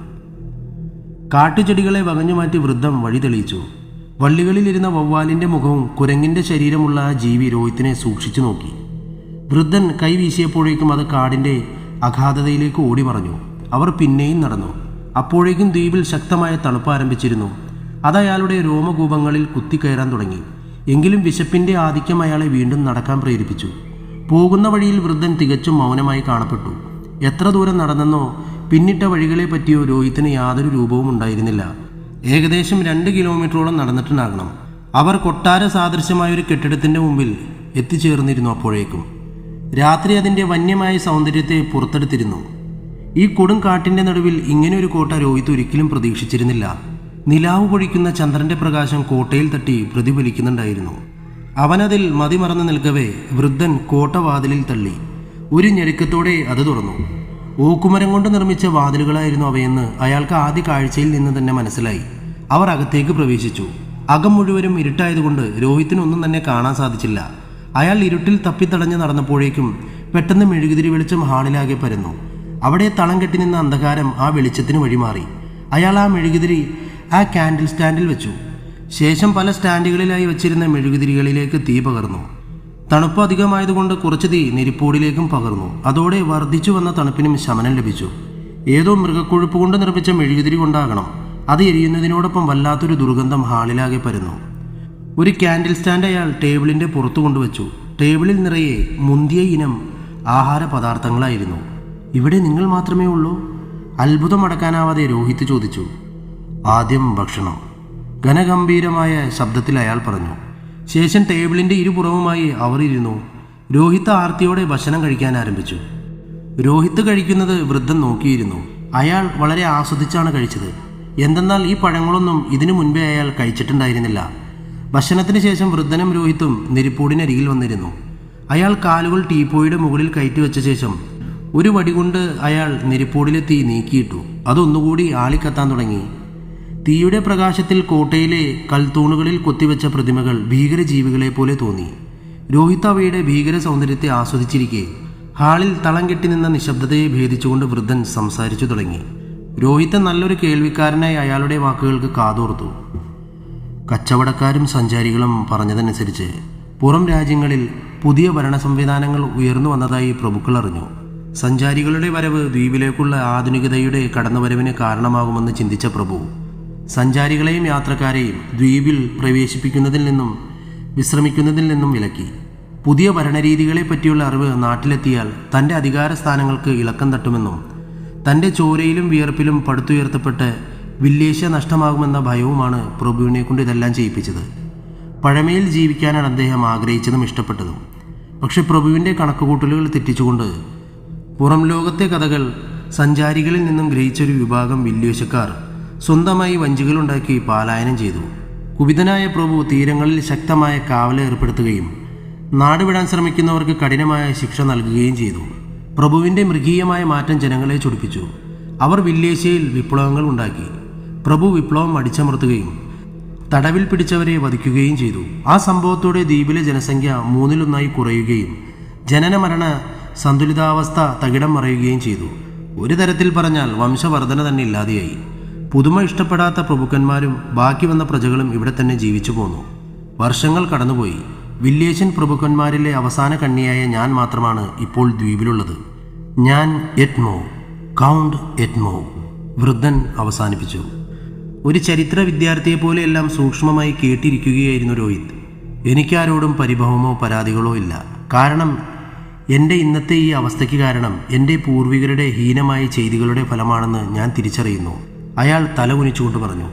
നിങ്ങൾക്ക് ഇവിടെ നിന്നും രക്ഷപ്പെടണമെന്ന് തോന്നിയിട്ടില്ലേ? രോഹിത് ചോദിച്ചു. അയാൾ ഇല്ല എന്നർത്ഥത്തിൽ ശിരസിളക്കി. ഇനി എനിക്കെത്ര നാളുകളുണ്ടെന്നറിയില്ല. എന്നിരുന്നാൽ തന്നെയും എൻ്റെ പൂർവികന്മാരുടെയും വില്ലേശ്യയുടെയും ഈ മണ്ണിൽ തന്നെ അന്തി ഉറങ്ങണമെന്നാണ് എൻ്റെ ആഗ്രഹം. വൃദ്ധൻ പറഞ്ഞു നിർത്തി. എനിക്കെങ്ങനെയാണ് മടങ്ങിപ്പോകാൻ കഴിയുക? രോഹിത് വൃദ്ധനോടായി ചോദിച്ചു. മാസത്തിലൊരിക്കൽ ദ്വീപിൽ നിന്നും കാണത്തക്ക ദൂരത്തിൽ കപ്പലുകൾ കടന്നു പോകാറുണ്ട്. അന്നേ ദിവസം അവിടെ ചെന്ന് നീ തീ കൂട്ടുകയോ മറ്റോ അവരുടെ ശ്രദ്ധയാകർഷിച്ചാൽ അവരുടെ കൂടെ നിങ്ങളുടെ നാട്ടിലേക്ക് മടങ്ങാൻ സാധിക്കും. കഴിഞ്ഞയാഴ്ചയാണ് ഒരു കപ്പൽ ഇതുവഴി കടന്നുപോയത്. അടുത്ത കപ്പൽ വരുന്നതുവരെ താങ്കൾക്ക് ഇവിടെ താമസിക്കാം. ഏകാഗിയായി ഈ വൃദ്ധന് നിങ്ങളൊരു കൂട്ടാകുമല്ലോ, വൃദ്ധൻ പറഞ്ഞു നിർത്തി. രോഹിത് വൃദ്ധനെ നോക്കിയൊന്ന് പുഞ്ചിരിച്ചു. അയാളുടെ നീലക്കണ്ണുകൾ തിളങ്ങുന്നുണ്ടായിരുന്നു. നിങ്ങളുടെ കഥ പറഞ്ഞില്ലല്ലോ, വൃദ്ധൻ രോഹിത്തിനോട് ചോദിച്ചു. അയാൾ ഗോൾഡൻ ഗ്ലോബ് റോസിനെ പറ്റിയും തൻ്റെ യാത്രകളെ പറ്റിയും വൃദ്ധനോട് വാചാലനായി. നിങ്ങൾ പറഞ്ഞത് പൂർണ്ണമായും മനസ്സിലായില്ലെങ്കിലും പായ്വഞ്ചി തകർന്നാണ് നിങ്ങൾ ഇവിടെ എത്തിയതെന്ന് ഞാൻ കരുതുന്നു. രോഹിത്തിൻ്റെ വിശദീകരണം കേട്ട ശേഷം വൃദ്ധൻ പറഞ്ഞു. രോഹിത് അതേ എന്ന അർത്ഥത്തിൽ തലയാട്ടി. അവർ പിന്നെയും രാത്രി വൈകുവോളം സംസാരിച്ചു കൊണ്ടിരിക്കെ രോഹിത്തിൻ്റെ കൺപോളകളെ നിദ്ര തഴുകിക്കൊണ്ടേയിരുന്നു. താങ്കൾക്ക് നന്നായി ഉറക്കം വരുന്നുണ്ടെന്ന് തോന്നുന്നു. മയങ്ങി തുടങ്ങിയ രോഹിത്തിൻ്റെ കണ്ണുകളിലേക്ക് നോക്കി വൃദ്ധൻ ചോദിച്ചു. ഇല്ല. പാതി മയങ്ങിയ കണ്ണുകൾ പതിയെ തുറന്ന് രോഹിത് പറഞ്ഞു. വിശ്രമിച്ചുകൊള്ളൂ, നിങ്ങൾക്ക് നല്ല യാത്രാക്ഷീണമുണ്ട്. വരൂ, ഞാൻ താങ്കൾക്കുള്ള മുറി കാണിച്ചു തരാം. വൃദ്ധൻ ഇരിപ്പിടത്തിൽ നിന്നും എഴുന്നേറ്റ് ടേബിളിൻ്റെ മുകളിലിരുന്ന് ക്യാൻഡിൽ സ്റ്റാൻഡ് കയ്യിലെടുത്തു. അയാൾ മുന്നേ നടന്നു. മുകളിലേക്കുള്ള കൽപ്പടവുകളിലൂടെ രോഹിത് അയാളെ അനുഗമിച്ചു. അവരുടെ നിഴലുകൾ ഭീമാകാരന്മാരായ രാക്ഷസന്മാരെ പോലെ തോന്നിച്ചു. കോട്ടയുടെ മുകളിലെ നിലയിലെ ഒരു മുറിയിലാണ് അവർ ചെന്ന് നിന്നത്. മുറിക്ക് വശത്തായി തൂക്കിയിട്ടിരുന്ന ഒരു പെയിന്റിംഗ് മെഴുകുതിരി വെളിച്ചത്തിൽ ദൃശ്യമായി. അഗ്നിപർവ്വതത്തിൽ നിന്നും വെളിയിലേക്ക് തലയിട്ടിരിക്കുന്ന മനുഷ്യന്റെ പാതിവെന്ത മുഖമായിരുന്നു അതിൽ ചിത്രീകരിച്ചിരുന്നത്. അത് രോഹിത്തിന് ചെറുതല്ലാത്ത ഭയമുണ്ടാക്കി. അപ്പോഴേക്കും വൃദ്ധൻ റൂമിന്റെ വാതിൽ തുറന്നിരുന്നു. വിശ്രമിച്ചുകൊള്ളൂ. ആ ക്യാൻഡിൽ സ്റ്റാൻഡ് രോഹിത്തിന്റെ കയ്യിൽ കൊടുത്തുകൊണ്ട് വൃദ്ധൻ രോഹിത്തിനോടായി പറഞ്ഞു. വൃദ്ധനെ നന്ദിയോടെ നോക്കിയ ശേഷം അയാൾ ശുഭരാത്രി നേർന്നു. പിന്നീട് മുറിയിൽ കയറി വാതിലടച്ചു. മനോഹരമായ പാറകൾ അടുക്കി നിർമ്മിച്ച ആ കോട്ടയുടെ ഭിത്തികളിൽ അയാൾ കൈവച്ചു. ഭിത്തിയുടെ തണുപ്പ് പതിയെ അയാളുടെ കൈവെള്ളയിലേക്ക് പടർന്നു. അയാൾ റൂമിലുണ്ടായിരുന്ന മേശമേൽ മെഴുകുതിരി വെച്ച ശേഷം റൂമിൻ്റെ ജനാലകൾ മെല്ലെ തുറന്നു. ശക്തമായ തണുത്ത കാറ്റ് അകത്തേക്ക് വീശിയടിച്ചു. അയാൾ ജനാലകൾ പൊടുന്നനെ തന്നെ കൊട്ടിയടച്ചു. വല്ലാത്ത തണുപ്പായിരുന്നു ആ കാറ്റിന്. അയാൾ കട്ടിലിൽ വന്നിരുന്നു. മനസ്സിലൊന്ന് പ്രാർത്ഥിച്ചു. അപ്പോൾ എവിടെ നിന്നോ വന്ന കാറ്റ് ആ മെഴുകുതിരികളെ കെടുത്തിക്കൊണ്ട് കടന്നുപോയി. മുറിയിൽ ഇരുട്ട് വരുന്നു. ബോധം നഷ്ടപ്പെട്ടവനെ പോലെ അയാളും ആ കിടക്കയിലേക്ക് വീണുപോയി. കണ്ണു തുറന്നപ്പോഴേക്കും നേരം പുലർന്നിരുന്നു. ഇന്നലെ എന്താണ് ആ ഇരുട്ടിൽ സംഭവിച്ചതെന്ന് ഓർത്തെടുക്കാൻ അയാൾക്കായില്ല. മെല്ലെ കിടക്കയിൽ നിന്ന് എഴുന്നേറ്റ് കൽപ്പടവുകളിലൂടെ രോഹിത് താഴേക്കിറങ്ങി. വൃദ്ധൻ ഹാളിൽ തന്നെ ഒരു ചാരുകസാരയിൽ ഇരിപ്പുണ്ടായിരുന്നു. ഉറക്കം എങ്ങനെയുണ്ടായിരുന്നോ? താങ്കൾക്ക് നന്നായി വിശ്രമിക്കാൻ പറ്റിയോ? വൃദ്ധൻ ചോദിച്ചു. അതെ. രോഹിത് കൂടുതലൊന്നും പറഞ്ഞില്ല. അയാൾ വൃദ്ധന്റെ അരികിലുള്ള കസാരയിലേക്ക് ഇരുന്നു. വൃദ്ധൻ ചായ പോലെ ഒരു പാനീയം രോഹിത്തിന് നേരെ നീട്ടി. അയാളത് വാങ്ങിയ ശേഷം പതിയെ മുത്തിക്കുടിക്കാൻ തുടങ്ങി. ചൂടുള്ളൊരു പാനീയമായിരുന്നു രോഹിത് പ്രതീക്ഷിച്ചിരുന്നതെങ്കിലും ആ പാനീയം വളരെ തണുപ്പുള്ളതായിരുന്നു. പകലിൽ കോട്ടയുടെ ഭീകരഭാവം നഷ്ടപ്പെട്ടിരുന്നു. ഹാളിന് നടുവിലായി തൂക്കിയിട്ടിരുന്ന ഭീമാകാരമായ തൂക്കുവിളക്ക് അയാളിൽ കൗതുകം നിറച്ചു. വൃദ്ധൻ രോഹിത്തിനെ തന്നെ നോക്കിയിരിക്കുകയാണ്. ഞാനൊന്ന് കടൽ തീരം വരെ പോയി വരാം. കപ്പലുകൾ എന്തെങ്കിലും വന്നാലോ? രോഹിത് വൃദ്ധനോട് ചോദിച്ചു. ഇനി ഉടനെയൊന്നും വരാൻ സാധ്യതയില്ല രോഹിത്. ഏകദേശം 2 ആഴ്ചയെങ്കിലും ആകും ഇനി ഒരെണ്ണമെങ്കിലും ഇതിലെ കടന്നു പോകാൻ. വൃദ്ധൻ അയാളുടെ ആവശ്യത്തെ നിരുത്സാഹപ്പെടുത്തിക്കൊണ്ട് പറഞ്ഞു. എങ്കിലും ഞാനൊന്ന് പോയി വരാം. ദ്വീപിലെ കാഴ്ചകളും കാണാമല്ലോ. വൃദ്ധൻ താല്പര്യമില്ലാത്തവണ്ണം അർത്ഥസമ്മതം മൂളി. കോട്ടയ്ക്ക് വെളിയിലേക്ക് ഇറങ്ങിയ രോഹിത് അത്ഭുതപ്പെട്ടു. ഇന്നലെ കനത്ത തണുപ്പിനാൽ നിറഞ്ഞ ദ്വീപിൽ അതിൻ്റെ യാതൊരുവിധ ലക്ഷണങ്ങളും പകലിൽ ഉണ്ടായതായി അയാൾക്ക് തോന്നിയില്ല. പുല്ലുകൾ ചതഞ്ഞ വഴിയിലൂടെ അയാൾ മുൻപോട്ട് നടന്നു. അതാണ് ഇന്നലെ വന്ന വഴിയെന്ന് അയാൾ ഊഹിച്ചിരുന്നു. കാടിനാൽ മൂടപ്പെട്ട ക്രിസ്ത്യൻ ചർച്ചുകളും അവയ്ക്ക് ചുറ്റും സെമിത്തേരികളും അയാൾ കണ്ടു. ഇന്നലെ രാത്രിയിൽ ഇതുവഴിയാണല്ലോ കടന്നുപോയതെന്നോർത്തപ്പോൾ അയാളുടെ മനസ്സിൽ ചെറിയൊരു ഭയം രൂപപ്പെട്ടു. കടൽ തീരത്ത് നിന്നും എത്രയും പെട്ടെന്ന് മടങ്ങി കോട്ടയിലെത്തണമെന്ന് അയാൾ മനസ്സിൽ ഉറപ്പിച്ചു. അയാൾ പിന്നെയും മുൻപോട്ട് നടക്കവേ മരത്തിൽ അള്ളിപ്പിടിച്ചിരിക്കുന്ന ഭീമം ചിലന്തി ഒരു ചതിവല നെയ്യുകയായിരുന്നു. കുറെ നേരം അത്ഭുതത്തോടെ അയാൾ അത് നോക്കി നിന്നു. അത്ര വലിയ ചിലന്തിയെ അയാൾ ജീവിതത്തിൽ കണ്ടിട്ടില്ലായിരുന്നു. കാട്ടിലൂടെ വീണ്ടും അയാൾ കുറെ നേരം കൂടി നടന്നു. കാട്ടുമരങ്ങളും വള്ളിച്ചെടികളും അയാളുടെ യാത്രയിൽ അകമ്പടി സേവിച്ചു. അല്പനേരത്തിനകം തന്നെ അയാൾ കടൽ തീരത്തെത്തിച്ചേർന്നു. വിദൂരതയിലേക്ക് കണ്ണുപായിച്ചു. ഏകാന്തമായ കടൽ മാത്രം മുന്നിൽ. പെട്ടെന്ന് അയാളുടെ കണ്ണുകൾ തീരത്തിരിക്കുന്ന എന്തോ ഒരു വസ്തുവിൽ ഉടക്കി. അയാൾ ഒന്നുകൂടി സൂക്ഷിച്ചു നോക്കി. ഒരു ഭീമൻ പല്ലി. അതിന് മുൻപ് കണ്ടിട്ടുള്ള പല്ലികളേക്കാൾ വളരെ വലിപ്പമുണ്ടായിരുന്നു. അതിന്റെ മുഖം വളരെ ഭീകരമായിരുന്നു. അത് അയാളെ കണ്ടു. അത് പതിയെ രോഹിത്തിന്റെ നേരെ ഇഴയാൻ തുടങ്ങി. അയാൾ അതിനെ സൂക്ഷിച്ചു നോക്കി. പാമ്പിനെ പോലെ അത് നാക്കുകൾ പുറത്തേക്കിട്ടു. രോഹിത് അടുത്ത് കിടന്നൊരു വടിയെടുത്ത് അതിനെ നേരിടാൻ തയ്യാറായി. പക്ഷെ അയാൾ പ്രതീക്ഷിച്ച പോലെ ആയിരുന്നില്ല കാര്യങ്ങൾ. ആ ഭീമൻ പല്ലിക്ക് പിന്നിലായി 100ഓളം ഭീമൻ പല്ലികൾ മണ്ണിന്റെ അടിയിൽ നിന്നും ഉയർന്നു വന്നു. അയാൾ വെച്ച കാൽ പുറകോട്ട് വെച്ചു. പല്ലികൾ അയാൾക്ക് നേരെ നടന്നടക്കുകയാണ്. അയാൾ തിരിഞ്ഞു നടക്കാൻ തുടങ്ങി.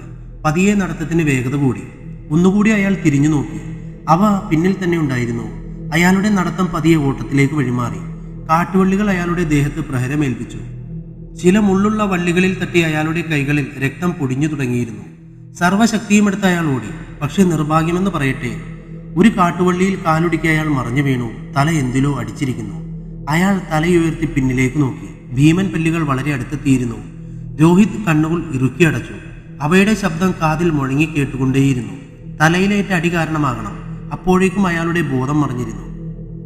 കണ്ണു തുറന്ന രോഹിത് കോട്ടയിലെ തന്റെ മുറിയിലായിരുന്നു. കണ്ടത് സ്വപ്നമോ സത്യമോ തിരിച്ചറിയാൻ സാധിക്കുന്നില്ല. തലയ്ക്ക് വല്ലാത്ത വേദനയും ദേഹമാസകലം നീറ്റലും അനുഭവപ്പെട്ടു അയാൾക്ക്. കയ്യിലെ മുറിവുകൾ താൻ അനുഭവിച്ചത് സ്വപ്നമല്ലെന്ന് സാക്ഷ്യം വഹിച്ചു. അയാൾ കിടക്കയിൽ നിന്നും എഴുന്നേറ്റിരുന്നു. ജനാലയിലൂടെ പുറത്തേക്ക് നോക്കി. രാത്രിയായിരിക്കുന്നു. താൻ ഇത്രയും നേരം അബോധാവസ്ഥയിലായിരുന്നു. ആ സത്യം അയാൾക്ക് വിശ്വസിക്കാനായില്ല. തന്നെ പല്ലുകൾ വെറുതെ വിട്ടു. എങ്ങനെ താൻ തിരികെ കോട്ടയിൽ എത്തിച്ചേർന്നു? പലവിധ സംശയങ്ങൾ അയാളുടെ മനസ്സിനെ അലട്ടിക്കൊണ്ടേയിരുന്നു. ഈ കോട്ടയും ദ്വീപും എന്തോ ദുരൂഹതയുടെ കൂടാരമാണെന്ന് അയാൾക്ക് തോന്നി. മുറിയിൽ അപ്പോഴും മൃഗക്കൊഴുപ്പാൽ നിർമ്മിച്ച കനം കൂടിയ ആ മെഴുകുതിരി ക്യാൻഡിൽ സ്റ്റാൻഡിൽ പ്രകാശം പരത്തിക്കൊണ്ടേയിരുന്നു. അയാൾ പിന്നെയും കിടക്കയിലേക്ക് പോയി. പക്ഷേ കണ്ണുകൾ അടയ്ക്കുമ്പോൾ ആ ഭീമൻ പല്ലികളുടെ ഭീകരരൂപം കൺമുന്നിൽ തെളിഞ്ഞു. അതിൻ്റെ നീണ്ടതും അറ്റം 2ആയി പിളർന്നതുമായ നാവ് തൻ്റെ മുഖത്ത് സ്പർശിക്കുന്നതായും അയാൾക്ക് തോന്നി. അയാൾ കിടക്കയിൽ നിന്നും ചാടി എഴുന്നേറ്റു. ജനാലയ്ക്ക് അരികിൽ പോയി നിന്നു. അയാൾ പതിയെ ജനൽപ്പാളികൾ തുറന്നു. പക്ഷെ അയാൾ പ്രതീക്ഷിച്ചതുപോലെ തണുപ്പുണ്ടായിരുന്നില്ല കാറ്റിന്. അയാൾ ജനലിലൂടെ ദൂരേക്ക് നോക്കി. കാടാൽ മൂടപ്പെട്ട ഒരു ക്രിസ്ത്യൻ പള്ളിയുടെ ഉയർന്നു നിൽക്കുന്ന പുരുഷരൂപം നിലാവിന്റെ വെളിച്ചത്തിൽ ദൃശ്യമായി. അതയാളിൽ ആത്മവിശ്വാസം നിറച്ചു. അയാൾ അതിലേക്ക് നോക്കി നിൽക്കവേ ആ പള്ളിയിലേക്ക് ഒരു മനുഷ്യരൂപം നടക്കുന്നത് അയാൾ കണ്ടു. അയാൾ ഒന്നുകൂടി സൂക്ഷിച്ചു നോക്കി. അതെ, അയാൾ തന്നെ, കൗണ്ട് എഡ്മോ, വൃദ്ധനായ പ്രഭു. അയാൾ രാത്രിയിൽ എന്തിനാണ് അവിടേക്ക് പോകുന്നത്? അതും കാട് മൂടപ്പെട്ട ആ പള്ളിയിൽ. രോഹിത്തിന്റെ മനസ്സിൽ പലവിധ സംശയങ്ങളും ഉണ്ടായി. അയാൾ മെഴുകുതിരി കയ്യിലെടുത്തു. പതിയെ മുറിയുടെ വാതിൽ തുറന്ന് കൽപ്പടവുകൾ ഓരോന്നായി താഴേക്കിറങ്ങി. മെഴുകുതിരിയുടെ വെളിച്ചത്തിൽ കോട്ടയുടെ കൽത്തൂണുകളിലെ പ്രതിമകൾക്ക് ജീവൻ തുടിക്കുന്ന പോലെ തോന്നിച്ചു. അയാൾ മെല്ലെ വാതിൽ തുറന്ന് പുറത്തിറങ്ങി. ഒരു ചെറിയ കാറ്റ് വന്ന് മെഴുകുതിരി വെളിച്ചം കെടുത്തി കടന്നുപോയി. നിലാവെളിച്ചം നന്നായി പരന്നിട്ടുണ്ടായിരുന്നു. അയാൾ പതിയെ കാട്ടിലേക്ക് ഇറങ്ങി. പകൽ കണ്ടതുപോലെയല്ല, അവിടെ ഒരു വഴി തെളിഞ്ഞിരിക്കുന്നു. ആ കാട്ടുവഴിയിലൂടെ ഇരുട്ടിനെ കീറിമുറിച്ച് അയാൾ നടന്നു. വിചിത്രങ്ങളായ പലതരം പക്ഷികളുടെയും മൃഗങ്ങളുടെയും മുരൾച്ച ഇടയ്ക്കിടെ മുഴങ്ങി കേട്ടുകൊണ്ടേയിരുന്നു. അയാളുടെ ഹൃദയമിടിപ്പ് കൂടാൻ തുടങ്ങിയെങ്കിലും തന്നെ രക്ഷപ്പെടാൻ അനുവദിക്കാത്ത ഇവിടെ പിടിച്ചു നിർത്തപ്പെടുന്നതിന്റെ രഹസ്യം അറിയാനുള്ള ആകാംക്ഷ അയാളുടെ ചുവടുകൾക്ക് കരുത്തേകി. മരങ്ങൾ ഇരുട്ടിൽ തന്നെ ആക്രമിക്കാൻ കൈകൾ ഉയർത്തി നിൽക്കുന്ന ഭീകരജീവികളെ പോലെ രോഹിത്തിന് തോന്നി. പെട്ടെന്ന് എന്തോ ഒരു സുഗന്ധം അയാളുടെ നാസികകൾ തുളച്ചു കയറി. അയാൾ ഗന്ധം വരുന്നിടത്തേക്ക് നോക്കി. അയാളുടെ കണ്ണുകൾ തിളങ്ങി. ഒരു പുഷ്പം വിരിഞ്ഞു നിൽക്കുന്നു. അത് പ്രകാശം പരത്തിക്കൊണ്ടേയിരിക്കുന്നു. അയാൾ അതിന്റെ സൗന്ദര്യത്തിൽ ലയിച്ചു നിൽക്കവേ സമയം കടന്നുപോയി. അപ്പോഴാണ് തന്റെ ലക്ഷ്യത്തെക്കുറിച്ചുള്ള ബോധം അയാളുടെ മനസ്സിലേക്ക് ഓടിയെത്തിയത്. പുഷ്പത്തിൽ നിന്നും കണ്ണുകൾ പറിച്ചെടുത്ത് അയാൾ പിന്നെയും നടന്നു. ഏകദേശം ഒരു 1/2 കിലോമീറ്റർ കൂടി നടന്നപ്പോഴേക്കും പള്ളിയുടെ കവാടം ദൃശ്യമായി. കാട്ടുചെടികൾ പടർന്നു കയറിയ അതിന്റെ കവാടത്തിന്റെ ബോർഡിൽ വളർന്നു നിന്ന വള്ളിപ്പടർപ്പുകൾ അയാൾ പറിച്ചു മാറ്റി. അതിൽ എഴുതി വെച്ചിരുന്ന ഇംഗ്ലീഷ് അക്ഷരങ്ങൾ അയാൾ കൂട്ടി വായിച്ചു. Church of anti Christ. അയാൾ ആ പള്ളിയുടെ കുരിശിലേക്ക് സൂക്ഷിച്ചു നോക്കി. അയാളുടെ ഉള്ളിലൂടെ ഒരു വെള്ളിടി പാഞ്ഞു. അതൊരു തലതിരിഞ്ഞ കുരിശായിരുന്നു. ഭയത്താൽ അയാളുടെ കാലിൽ നിന്നും രക്തം മുകളിലേക്ക് ഇരച്ചു കയറി. രാത്രിയുടെ ആ തണുപ്പിലും അയാളുടെ നെറ്റിയിൽ നിന്നും വിയർപ്പ് പൊടിയാൻ തുടങ്ങി. താൻ വർഷങ്ങൾക്ക് മുമ്പ് വായിച്ചൊരു ഗവേഷണ ചരിത്ര പുസ്തകത്തിന്റെ താളുകളിലേക്ക് രോഹിത്തിന്റെ ഓർമ്മകൾ കൂടുമാറി. ട്രിസ്റ്റാൻ ദ്വീപുകൾ. ഇന്ത്യൻ മഹാസമുദ്രത്തിന്റെ ഏതോ ഭാഗത്ത് ഇപ്പോഴും ഉണ്ടെന്ന് വിശ്വസിക്കപ്പെടുന്ന ദ്വീപാണ് ട്രിസ്റ്റാൻഡ്. പല നാവികരും ഈ ദ്വീപ് കണ്ടെന്ന് അവകാശപ്പെടുന്നുണ്ടെങ്കിലും ഈ ദ്വീപ് സമൂഹം സങ്കല്പം മാത്രമാണെന്നാണ് ഭൗമശാസ്ത്രജ്ഞന്മാരുടെ അഭിപ്രായം. ഈ ദ്വീപുകളെ സംബന്ധിച്ച് നിരവധി കഥകൾ പ്രചരിക്കുന്നുണ്ട്. വിജനമായ ദ്വീപായിരുന്നു ട്രിസ്റ്റാൻഡ്. ഒരു കപ്പൽ അപകടത്തിൽ രക്ഷപ്പെട്ടു വന്നവരാണ് ദ്വീപ് നിവാസികളെന്ന് വിശ്വസിക്കപ്പെടുന്നു. ദ്വീപിലെ ജനവിഭാഗങ്ങൾ ക്രിസ്തുമത വിശ്വാസികളായിരുന്നത്രേ. പതിയെ ഭരണഘടനയുടെയും ഭരണകർത്താവിന്റെയും കീഴിൽ അവർ ജീവിച്ചു പോന്നു. 1789 മതനിന്ദയുടെ പേരിൽ ഫ്രാൻസിൽ നിന്നും 6ഓളം വരുന്ന ഫ്രഞ്ച് പൗരന്മാരെ ദ്വീപിലേക്ക് നാടുകടത്തപ്പെട്ടു.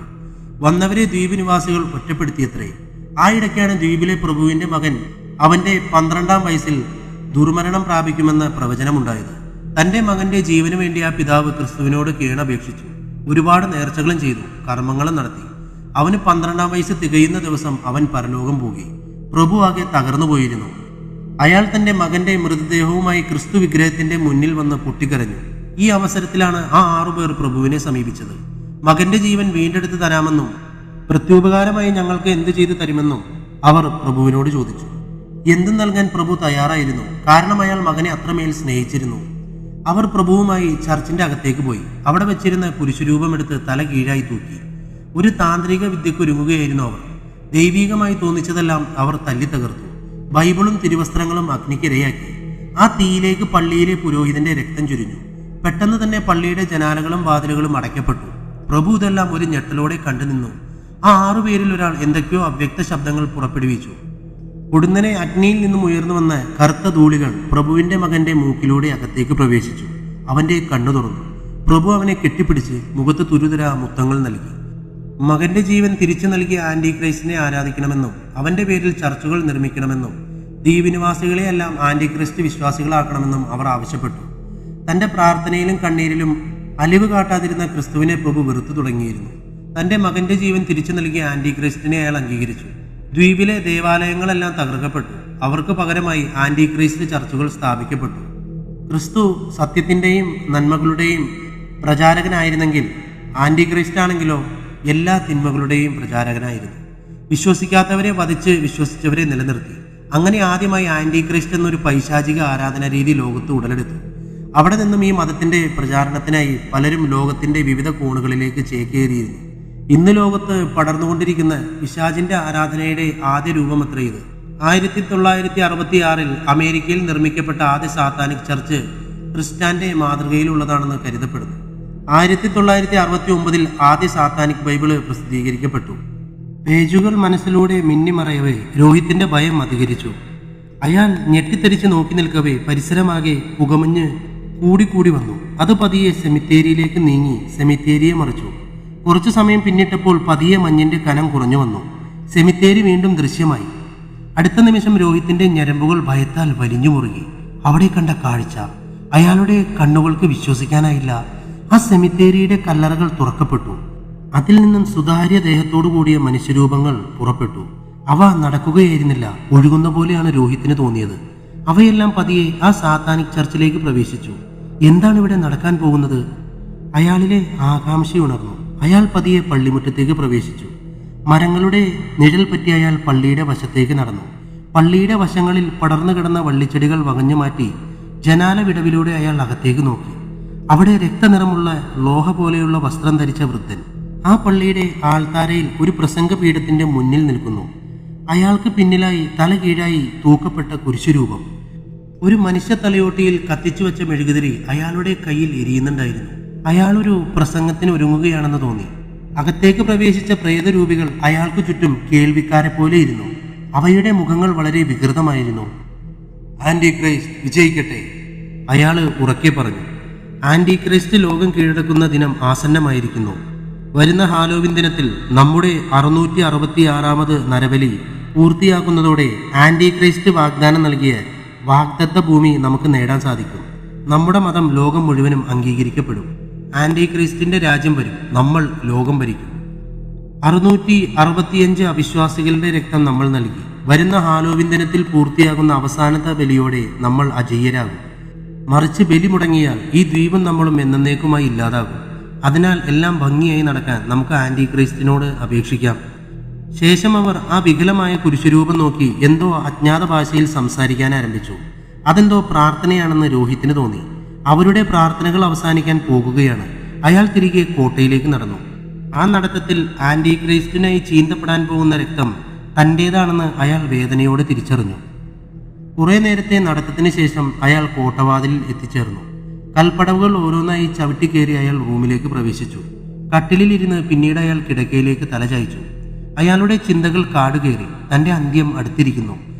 അപ്പൻ്റെയും അമ്മയുടെയും മുഖങ്ങൾ മനസ്സിൽ തെളിഞ്ഞു. ഇനി അവരെ കാണാൻ സാധിക്കുമോ? കടലിൽ മുങ്ങി മരിക്കുന്നതായിരുന്നു ഈ പൈശാചികമായ ആരാധനയ്ക്കായി ബലി നൽകപ്പെടുന്നതിനേക്കാൾ ഭേദം എന്നയാൾ ചിന്തിച്ചു. അയാൾ കണക്ക് കൂട്ടിയ ഹാലോവിൻ ദിനത്തിന് ഇനി 2 ദിവസം കൂടി മാത്രം. ചിന്താഭാരം കൂടി വന്നു. നിദ്ര അയാളെ കടാക്ഷിച്ചില്ല. അയാളുടെ കണ്ണുകൾ മുറിയിലാകെ പരതി.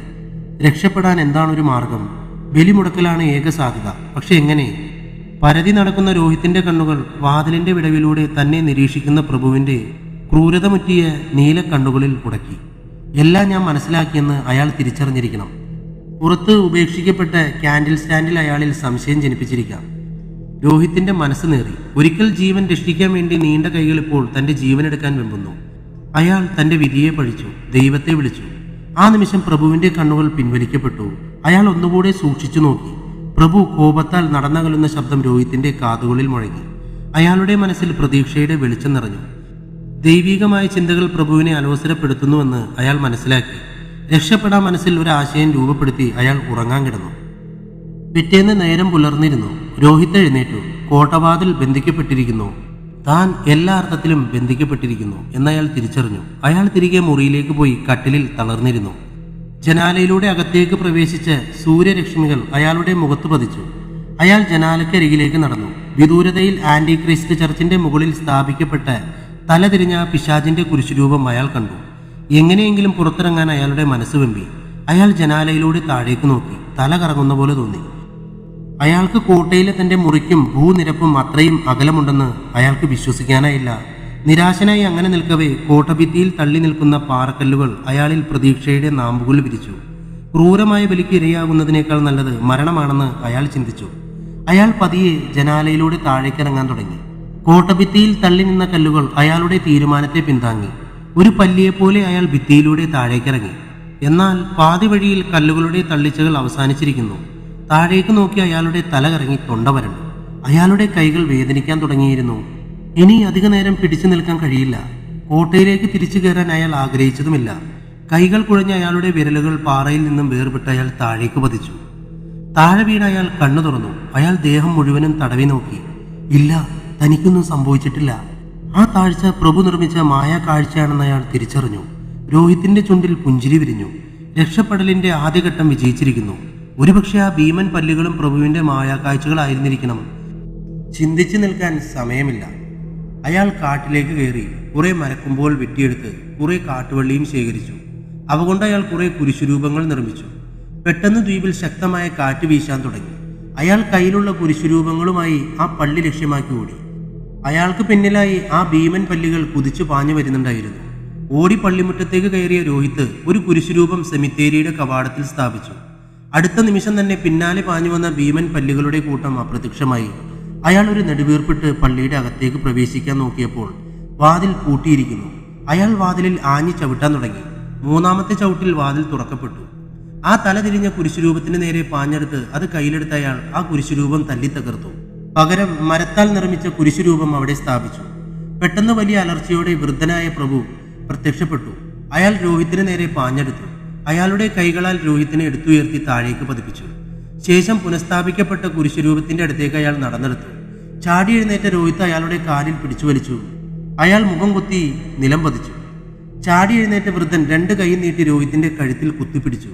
രോഹിത്ത് വൃദ്ധന്റെ വയറ്റിൽ കനത്ത ഒരു പ്രഹരമേൽപ്പിച്ചു. വേദനയാൽ പിടഞ്ഞ വൃദ്ധന്റെ കൈകൾ വിടുവിക്കപ്പെട്ടു. രോഹിത്ത് തുടരെ വൃദ്ധന് മേൽ പ്രഹരമേൽപ്പിച്ചുകൊണ്ടേയിരുന്നു.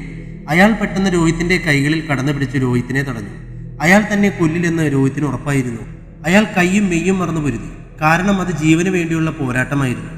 ഏറെ നേരത്തെ സംഘട്ടനത്തിന് ശേഷം വൃദ്ധൻ തളർന്നു വീണു. രോഹിത്ത് അടുത്ത് കിടന്ന മരക്കുരിശിന്റെ അറ്റം കൂർത്ത ഭാഗം വൃദ്ധന്റെ നെഞ്ചിലേക്ക് ആഴ്ത്തിയിറക്കി. അയാളിൽ നിന്നും ഒരു വലിയ അലർച്ച ഉയർന്നു. ഉടനെ അയാളുടെ ശരീരം കുറെ ധൂളികളായി പൊടിഞ്ഞു വായുവിലേക്ക് ചേർന്നു. രോഹിത്ത് ആകെ തളർന്നു പോയിരുന്നു. അവിടെ കുഴഞ്ഞു വീണു രോഹിത്ത്. പെട്ടെന്ന് അയാളുടെ കാലിൽ എന്തോ നനവ് പടർന്നു. അയാൾ മുഖമുയർത്തി നോക്കി. പള്ളിക്കകത്തേക്ക് സമുദ്രജലം കുത്തിയൊഴുകി കയറുകയാണ്. ബലി പൂർത്തിയാകാത്ത പക്ഷം നമ്മളും ഈ ദ്വീപം എന്നേക്കുമായി ഇല്ലാതെയാകും. വൃദ്ധന്റെ വാക്കുകൾ രോഹിത്തിന്റെ കാതിൽ മുഴങ്ങി. ദ്വീപ് കടലിലേക്ക് താഴുകയാണെന്ന് തിരിച്ചറിഞ്ഞു. ജലത്തിന്റെ അളവ് കഴുത്തോളം എത്തിയിരുന്നു. അയാൾ കണ്ണുകൾ ഇറുക്കി അടച്ചു.